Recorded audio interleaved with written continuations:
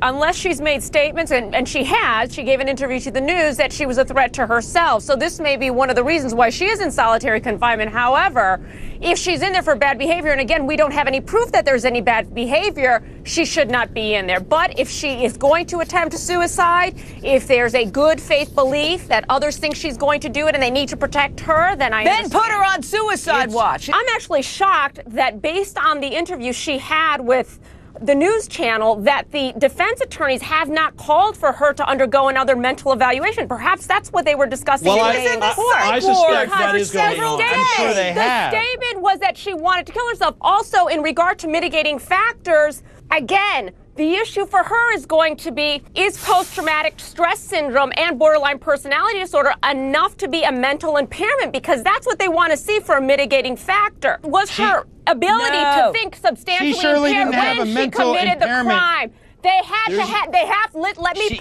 finish my point. The defense would have to prove that there's a causal connection between any childhood violence, the domestic violence she testified about, between domestic violence and when she committed the crime. So the defense does have a very big burden. They're not required to give their testimony, and the judge isn't required to have them testify.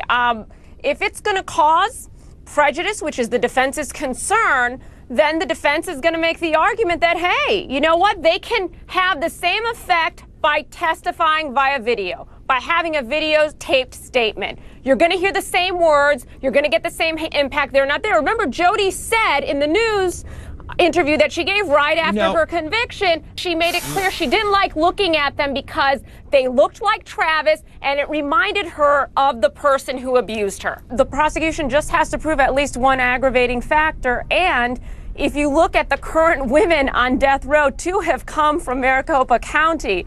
This is a conservative county, very law and order. And we look at other states, and we look at Arizona, and they are not scared. They're not shy at all about putting women on death row.